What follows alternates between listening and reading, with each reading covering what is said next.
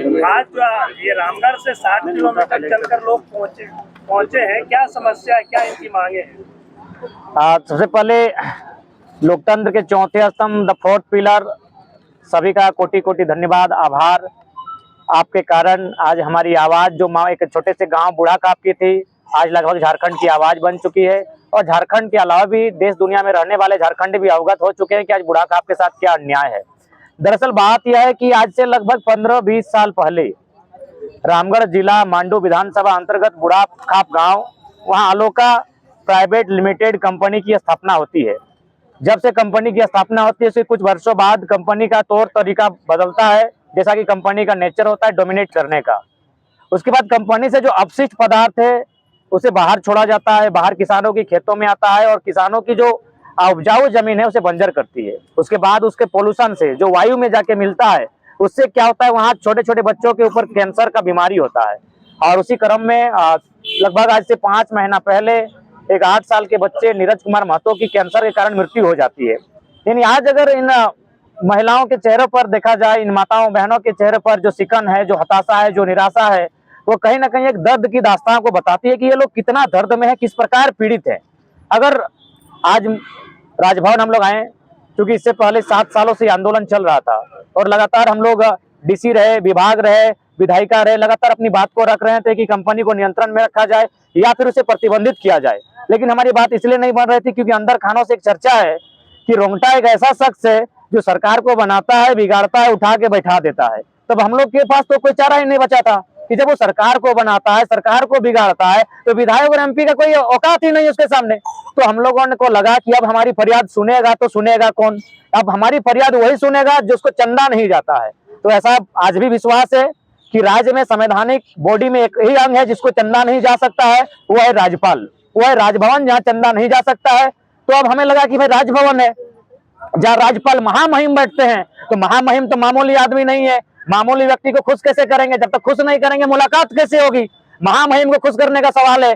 तब हमने कहा हम तो दर्द में है ही, हम तो बीमार हैं, हम तो लाचार हैं, और दर्द में जाएंगे महामहिम से मिलने। इसीलिए डिसीजन होता है हम लोग पैदल ही मिलने जाएंगे महामहिम से, गाड़ी घोड़ों की सवारी में नहीं, एसी के बस में नहीं, और माने मर्सिडीज और 4 व्हीलर में नहीं। महामहिम से मिलने हम लोग पैदल जाएंगे। हम लोग दर्द में है और दर्द के साथ जाएंगे और महामहिम को अपने दर्द की दास्तान को सुनाएंगे। और ये डिसीजन होता है कि हम लोग बूढ़ा काप से लगभग 60 से 70 किलोमीटर की दूरी राजभवन पड़ता है, हम लोग पैदल चल के आए ताकि महामहिम को अपनी फरियाद सुना सके। और हमारी फरियाद उन तक पहुंच चुकी है।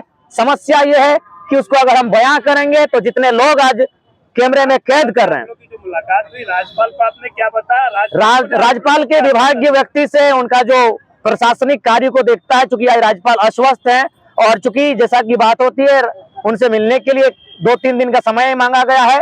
2-3 दिन की जो समय हो अवधि, उस दरमियान हमारी जो 5, 6, 7 जो भी वहां से डिमांड किया जाएगा, हमारी एक टीम होगी और वो टीम उस समय आके राजभवन आके राज्यपाल के सम्मुख बैठकर अपनी पीड़ा को बखान करेगी और अपनी जो फरियाद है, अपनी जो मांग है कि जो अलोका प्राइवेट लिमिटेड कंपनी है, या तो उसे बंद करने के लिए आप प्रयास करें या फिर उसे एक पोल्यूशन का जो गाइडलाइन है उसे पालन करने का है, ताकि हम लोग कोई पशु नहीं है, पशु को भी मौत क्यों हो? भारतीय संविधान आर्टिकल 48 स्पष्ट कहता है वन्य जीव संरक्षण, यानी पशु की भी इस देश में मौत नहीं होनी चाहिए। हम तो मानव है, हम तो मनुष्य हैं, हमारी मौत क्यों होगी? एक 3 साल की बहन आई है, अगर आप देखेंगे तो आपका दिल पसीज जाएगा, वो भी कैंसर से पीड़ित है। एक 3 साल की बहन इस आंदोलन में आई है, वो भी कैंसर से पीड़ित है।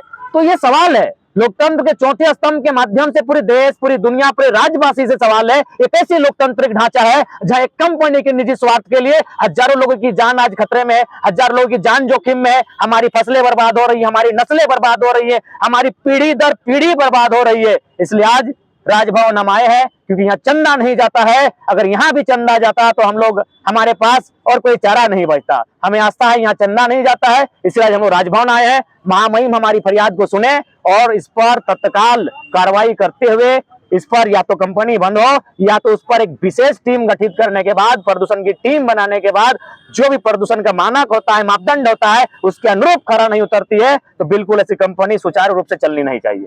6 महीने का आप तो जिक्र कर रहे हैं कि 6 महीने से आंदोलन चल रहा है। इस 6 महीने के दौरान ही रामगढ़ में उपचुनाव हुआ, एक चुने हुए प्रतिनिधि तो विधानसभा पहुंचे, वो भी बात आप नहीं, बिल्कुल बात ये है ना सिराज भाई, रामगढ़ जिला और विधानसभा अलग है। ये लोग मांडू विधानसभा से आते हैं, उपचुनाव का इनसे संबंध नहीं है। अगर उपचुनाव का इनसे संबंध होता तो ये दीदी लोग जो आज यहाँ आई हैं या दादा लोग जिनके सपोर्ट में आए हैं, ये कैंडिडेट होते हैं, क्योंकि वो रामगढ़ सीट है अलग है, ये मांडू सीट है, जिला एक पड़ता है, बाकी उपचुनाव से इनका कोई संबंध नहीं है। इनके चुने हुए प्रतिनिधि जो, हाँ जाहिर सी बात है, इनके चुने, जब मैंने आपको स्पष्ट कहा कि अंदर अंदर ये चर्चा है कि रोंगटा एक ऐसा शख्स है जो सरकार बनाता है, सरकार बिगाड़ता है, एमपी की क्या और एमएलए की क्या दशा होगी। और ऐसे भी इनके जो एमएलए हैं, देखबे कि उनका कंडीशन क्या है। नेक्स्ट सवाल। दादा, अंतिम विकल्प क्या रह जाता है इन ग्रामीणों का जो इतने शोषित? राजभवन आए हैं, महामहिम, अंतिम विकल्प महामहिम को तीसरा नेत्र खोलना चाहिए और हमारी फरियाद, हमारी दर्द, हमारी पीड़ा से अवगत होना चाहिए। क्यों हम लोग क्यों मरेंगे भाई? राजतंत्र में भी लोगों को मरने की आजादी नहीं है, तो लोकतंत्र हम क्यों मरेंगे?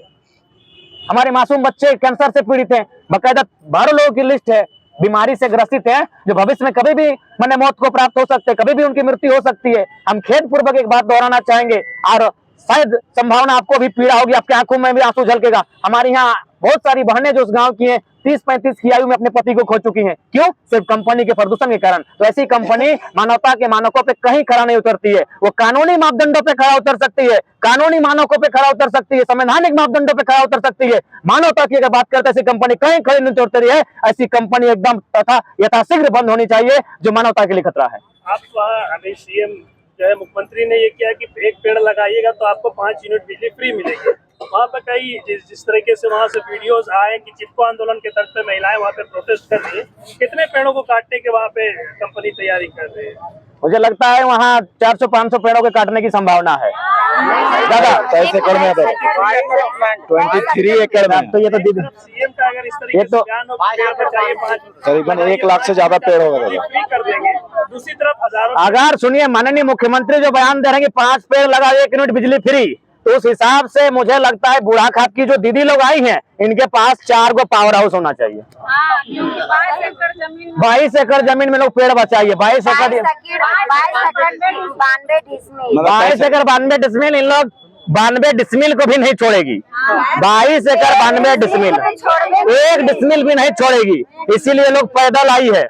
जयराम जी, अब चारों तरफ की बात कर रहे हैं, आप रामगढ़ की बात कर रहे हैं, बड़का गांव में भी जिस तरीके से पावर प्लांट जो अडानी का है उसको लेकर भी विरोध प्रदर्शन हो रहा है, और भी अलग अलग क्षेत्रों में जहाँ जहाँ पे कंपनियां हैं वहाँ ऐसे, चाहे कोटा की बात हो, ये तो क्या लगता है कि सरकार राज्य की जो नीतियां हैं वो जो है आम लोगों के लिए नहीं, कॉर्पोरेट? बिल्कुल, राज्य की और देश की। अभी देखिए, एक साथ वन अधिकार अधिनियम कानून 2023 आपका शायद लोकसभा में बिल पेश हो चुका है। उस कानून में स्पष्ट है कि जो कॉर्पोरेट्स होंगी उनको वन जमीन अधिग्रहण करने में सुविधा होगी। तो ये सवाल आज भी है, ये गांधी का देश है लोग कहते हैं। कहां से गांधी का देश है? गांधी का तो कथन था कि देश की आत्मा बसती है गांवों में, गांवों की आत्मा बसती है किसानों में, और किसानों की आत्मा बसती है खेत खलिहानों में। खेत खलिहान को ये नोच रहे हैं। ये कॉर्पोरेट का देश है। जब कॉर्पोरेट का देश है मतलब ईस्ट इंडिया कंपनी का देश है। जो भी नीति है, चाहे केंद्र की रहे या राज्य की रही है, जनता के हित में नहीं है। इसीलिए ये 60 किलोमीटर पैदल चले हैं, कोई 200 किलोमीटर पैदल चल रहा है। अरे भाई, एक लोकतांत्रिक देश में लोग इतना संघर्ष करेंगे, फिर लोकतंत्र के मूल्यों की अवहेलना है ये। तो इसीलिए मेरा मानना है, चाहे गोंदलपुरा रहे, बुढ़ाखाप रहे, गोड्डा रहे, या फिर कोई क्षेत्र रहे, जो भी नियोजन माने जो भी नीतियां बन के आ रही हैं, वो हमारे लिए कहीं ना कहीं मौत का फरमान लेकर आ रही है। हम कहाँ, हमारे देश के एक सदन में एक नेता ने कहा था, माननीय जयपाल सिंह मुंडा ने, कि जिसे आप विकास समझते हैं वो हमारे लिए कब्रगाह है, कंपनी को आप विकास समझते हो हमारे लिए कब्रगाह है। कब्र ही है, हमारे दीदी सामने है। अगर वो बात करेंगे तो आंखों में आंसू आएगा। एक मासूम बच्चा उनका मौत के मुंह में समा जाता है, तो हमारे लिए तो कब्रगाह ही है जिसे आप विकास कहते हैं। हमें नहीं चाहिए आपको विकास, और विकास अगर चाहिए तो उसके लिए देश को, राज्य को एक बेहतर विस्थापन नीति बनानी होगी। जो भी कंपनियां हैं उनको प्रदूषण के मानकों पर फिट बैठना होगा, तभी कोई कंपनी सुचारू रूप से चलेगी। और भी तो देश में कंपनियां हैं, और भी तो राज्य में कंपनियां हैं, क्यों नहीं शिकायतें हैं? शिकायतें यही है क्योंकि अमानवीय कार्य कर रही है।